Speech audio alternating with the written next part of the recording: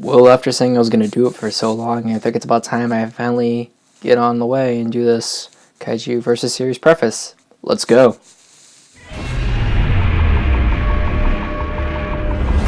Hey guys, how's it going? It's me, Zimzilla, and today I finally get to do my preface for my Kaiju versus series.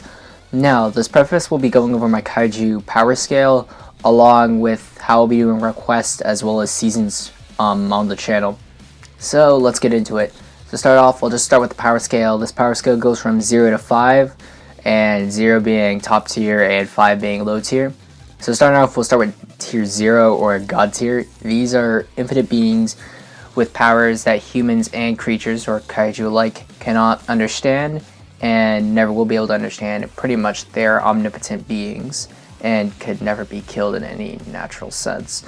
And an example I gave would be Azazoth from the Lovecraft universe, which is probably the most powerful creature within the Lovecraft universe. However, he doesn't really do much in the universe, but his powers pretty much all like infinite in a way, and he really couldn't be killed by anything else inside the universe. However, he could be lulled to sleep, but in terms of combative sense, he could not fight per se.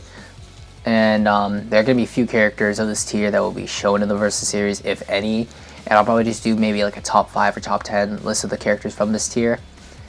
Next, we're going to have tier 1. These are abstract characters, and their power level is pretty much incomprehensible, and they cannot be understood by humans, and sometimes their presence has special effects on humans. And despite this, they can be understood by monsters, and their ability set may not or will affect monsters, so we cannot be sure unless critically examined.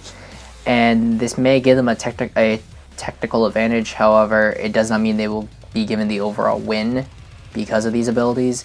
And an example I give is Cthulhu from the Lovecraft mythos, and he's a creature of extreme power, but at the same time, the kaiju, his abilities can be heavily debated, as although humans can understand most kaiju, I do not believe Cthulhu's abilities affect them in the same way humans can, as humans are on a much lower scale than kaiju are. Moving on to tier 2, these are beasts of the apocalypse. They are creatures of cosmic level abilities, as they can survive dimensions or reality running attacks or forces, or they have the ability to escape said realities or dimensions. And my example is Godzilla, specifically from Godzilla in Hell, as he had the ability to not only be brought into hell without dying, but also going through all the circles of hell and coming back unscathed, along with fighting several demons along the way. And I'd say his abilities, along with his showings in the comic, show that he's above that, he's on that cosmic level. I'd say not all Godzillas are on this level, but at least this Godzilla is specifically. And there's not going to be that many characters from this tier either. However, if any, it's going to be like a tier 1 versus tier 2, or tier 2 versus tier 2. As tier 1 and tier 2, there is a kind of a large gap, and tier 2 is a very small number of kaiju of that tier. Now on the tier 3, we have Buster level characters. These are going to be the most commonly powerful kaiju of a professional sense, like of any movie or series.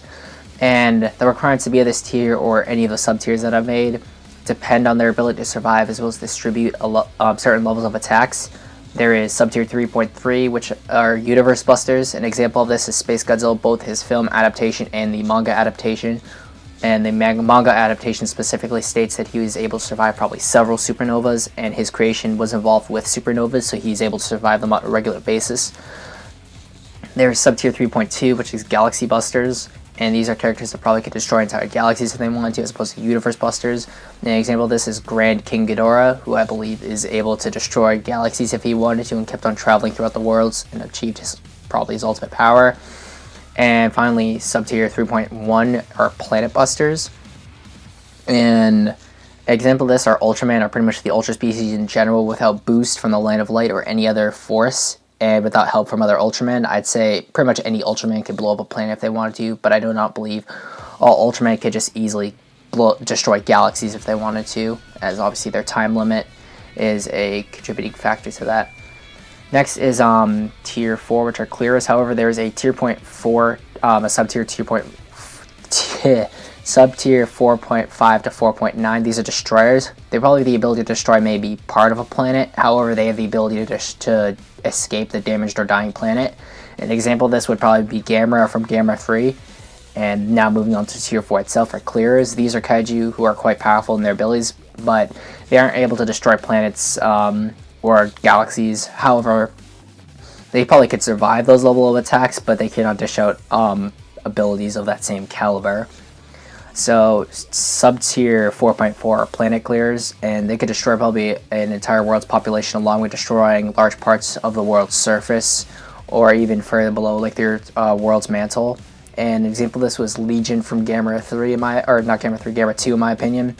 Another sub-tier would be sub-tier 4.3, which are continent clearers, which could destroy an entire continent as well as killing off the entire population of that continent, and before being taken down with human weaponry. This includes sci-fi technology, as that is probably the highest tier for humans to achieve. An example of this would be Rodan in my opinion, and that can be heavily debated. And sub-tier 4.2 are country clearers. These are kaiju that could destroy and kill off an entire population of a large country, so something like the US or China, India, stuff like that. An example of this would be Trespasser from Pacific Rim, as he was able to pretty much march through most of the US before being taken down with conventional human weaponry, i.e. nukes. However, that is more higher tier conventional weaponry. And last of the sub-tiers for 4 are sub-tier 4.1, which are city clearers, who can pretty much destroy an entire city before they're taken out with human weaponry. And my example of this would be Red King from the original Ultraman, as I believe Red King could probably be taken out with sci-fi level technology. However, with normal human weaponry, I do not believe he could be taken out before having him destroy an entire city. And the last tier is tier 5 conventional. These are kaiju who could be killed with conventional weaponry, i.e. missiles and rockets. However, sci-fi tech is way above them and could kill them easily. However, it's not needed to kill them. And these kaiju could be killed before an entire city is destroyed. However, there probably could be a lot of casualties in terms of destruction and people. So examples of this would be Godzilla in 1998, King Kong 1933 and 2005, and Ebra from 2004. Now that's my preface in terms of seasons. I already have season 1 planned out. I have a few other seasons planned out that I have ideas for what I want to do for those seasons, but I will be taking requests. I will also be taking requests for OC kaiju. However, that'll be kind of a longer process, as I'll have to find kaiju of a similar level for other OCs to fight each other. And I would have to be very subjective with it, as I don't want to favor another creator over another. And I will probably do a little bit longer analysis. Probably those will be split up into 2 videos or not. I don't know, I'm probably just going to play it by ear. But finally, I get to do this preface. And I thank you all for watching. I'm Zimzilla, and see you all guys.